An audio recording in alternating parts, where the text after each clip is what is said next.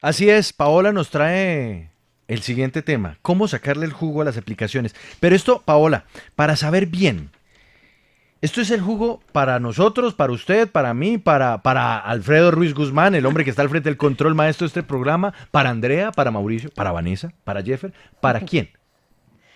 Para la economía colombiana, Ah, Juan para Pablo. todos. O sea, para todos, sí. La gran sombrilla. Pero es que una cosa pues genera la otra. Digamos, si usted le saca jugo a las aplicaciones, pues las aplicaciones van a crecer y por ende va a crecer la economía. Pero de lo que vamos a hablar específicamente, Juan Pablo, es de un informe que ha realizado Fedesarrollo, un informe muy interesante además, que pues analizó justamente el impacto que tienen estas plataformas digitales en la economía colombiana. Esto después de preguntarle a usuarios, de preguntarle a prestadores de servicios y también a las empresas y a quienes están encargados de todos estos negocios. Y pues un dato interesante que concluye de este informe, Juan Pablo, es que por lo menos la participación de las plataformas digitales en el PIB colombiano, en el Producto Interno Bruto, podría ser de 2.1 billones de pesos. Esto equivale al 0,2% del PIB, ¿no? Muchísimo.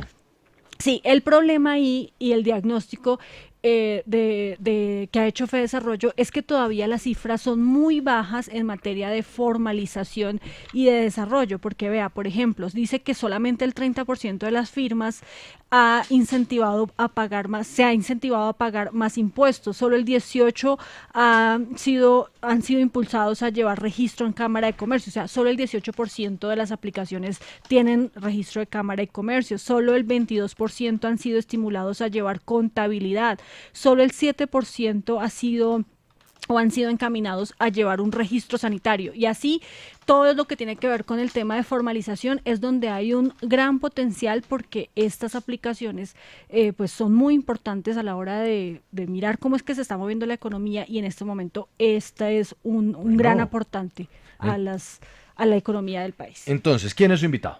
Mi invitada es precisamente Cristina Fernández, Ah, ella es investigadora de Fedesarrollo y pues a ella queremos preguntarle qué otro tipo de conclusiones tiene este informe sobre cómo sacarle el jugo a las aplicaciones, a las plataformas digitales en el país.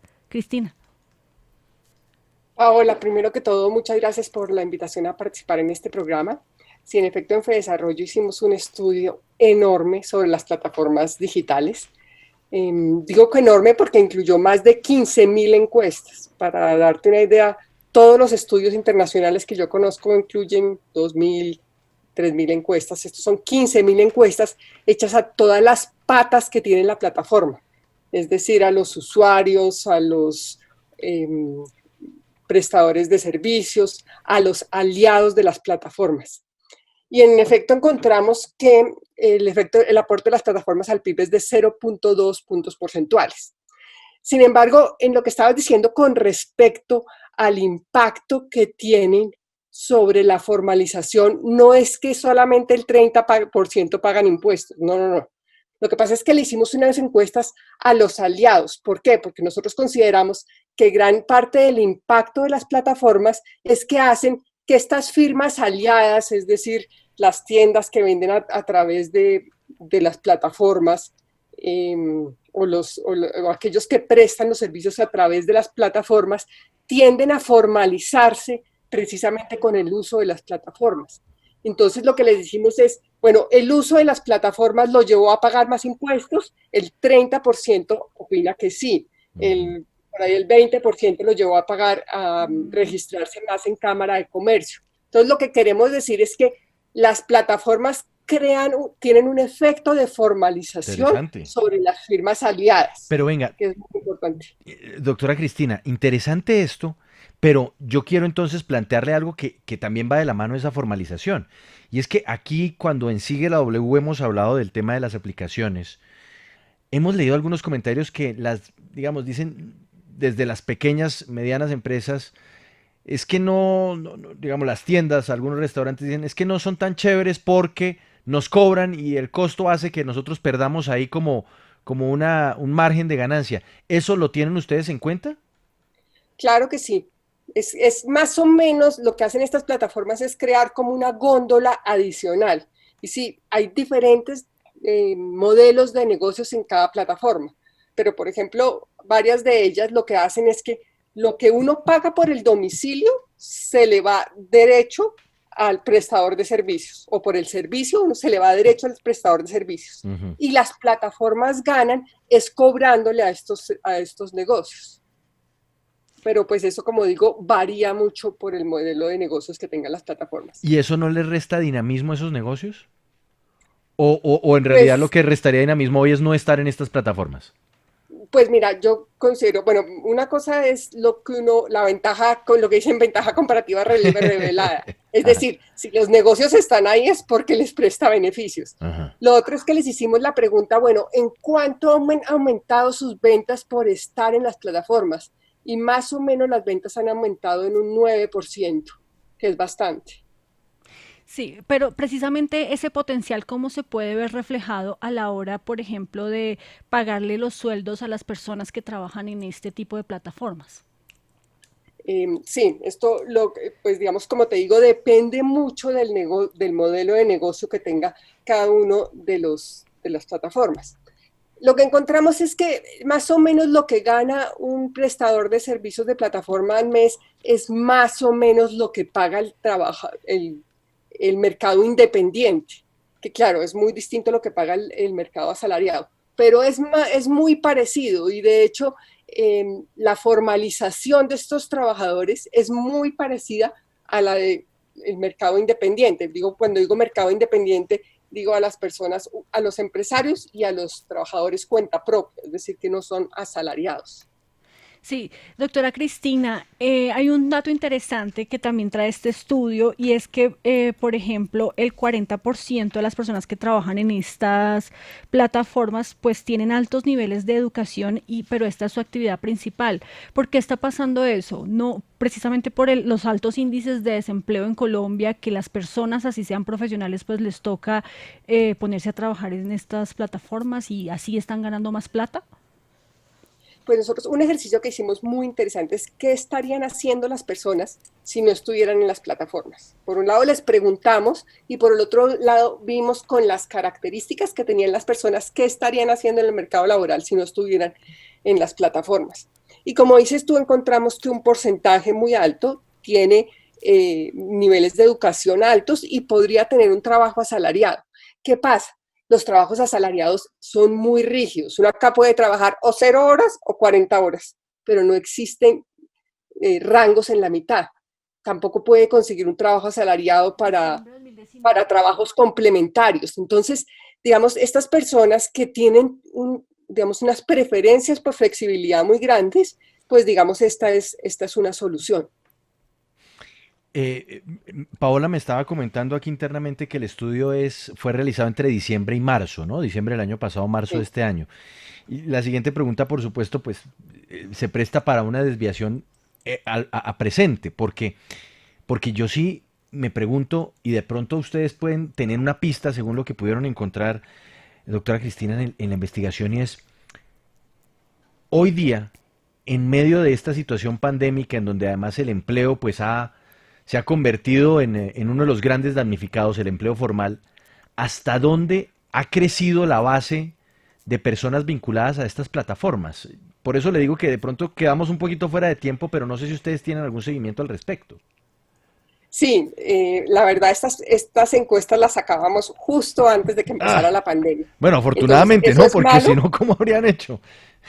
Sí, no, fueron hechas todas en línea. Fueron hechas a través de las plataformas, pues las plataformas, digamos, nos prestaban el sistema y no hacen las encuestas y nos llegaban derecho a nosotros. Así fue como las hicimos. Ujú. Pero digamos, es malo porque no tenemos los datos actualizados, es bueno porque es una línea de base muy interesante para ver qué pasó con las plataformas en la Claro, pandemia. claro. Y lo que uno ve es que, digamos, ya más Sí, intuitivamente, exacto, lo suyo es lo que se proyección, aquí entiende ya es es una que proyección.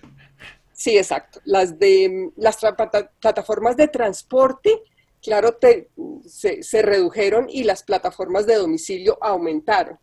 Ujú. Em, no tenemos el dato, ahora precisamente estamos mirando a ver si hacemos una continuación del estudio que sería muy interesante, precisamente para tener ese dato. Hay algunas plataformas que nos dicen, miren, nos hemos multiplicado por 3. que eso también es interesante, es una fuerza de trabajo, o sea, son unas empresas que de un día para otro les pueden decir, contrate el triple de, o no contrate, pero digamos, funcione con el triple de las personas y lo pueden hacer. Claro, son muy flexibles, pero Sí. volviendo al tema de la formalización laboral, esa misma flexibilidad sería imposible si existiera un marco de formalidad laboral para quienes están vinculados a las plataformas, ¿o no? Pues Marcho, depende del marco que exista. Ujú. Lo que vemos es que, más o menos lo que encontramos en el trabajo, como dije, es que los niveles de formalidad son muy parecidos a los del trabajo independiente. Y en realidad lo que existe en Colombia es una dificultad muy grande para uno ser formal si es independiente. Más o menos, o sea, el 50% de la informalidad están personas independientes que ganan menos de un salario mínimo. Esas personas no tienen ninguna opción de cotización, ninguna opción, digamos, viable financieramente de cotización. Claro, y precisamente, doctora Cristina, en estas encuestas que ustedes hicieron, ¿qué encontraron sobre, no sé si decirlo así, las ganas que tienen las personas que trabajan en esta aplicación de afiliarse a a esta seguridad social o a esta, que tengan todo el tema de las prestaciones laborales, porque pues ellos dicen que les sale mejor no tenerlo? Claro, es que esa es la gran discusión que hay.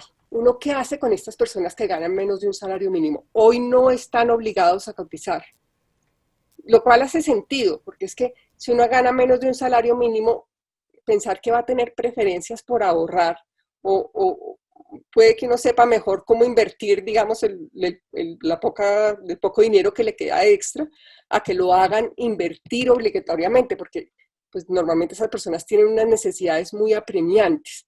Entonces una opción es no hacer nada y decir, pues, eh, simplemente que estas personas no estén obligadas a cotizar. Hay un proyecto para que viene ahora que es decir, bueno, ustedes están obligadas a cotizar y eso significa ponerles un impuesto a estas personas. Entonces yo creo que otra opción son los pisos, digamos, de pensiones generalizadas, que lo que significaría es, bueno, contribuya muy poco, yo le doy una pensión generalizada, digamos, se está analizando ahora también. Pues agradecemos mucho a la doctora Cristina Fernández, investigadora de FEDesarrollo, por darnos esta visión sobre la puerta que se abre con estas aplicaciones, a las que también les hemos dado paro en estos micrófonos, Andrea, y en varias ocasiones hemos dicho que hay una situación de formalidad laboral que es un gran pendiente, pero como no hay que ver Ujú. todo desde la perspectiva negativa, hay que ver también la oportunidad Sí, que se abre dentro de un marco reglamentario pues mucho más claro, ¿no? claro, digamos que todavía está la polémica por quienes dicen que no deberían existir, que le quitan también trabajo a otras formas de empleo más tradicional, pero sin duda es imposible desconocer el impacto que esto tiene en la economía y para muchas personas que sí les proyecta grandes oportunidades para su futuro laboral. Muchísimas gracias a Cristina Fernández desde FEDesarrollo. Hacemos una pausa. Al regresar, 50 años después, nuevas pruebas del presunto o supuesto fraude electoral en la elección de Donde 1970. 1900 Eso sí, lo vamos a ver con unas investigadoras muy juiciosas que han hecho esa tarea y se pusieron a revisar pruebas de hace 50 años. Ya volvemos, una pausa, sigue la W.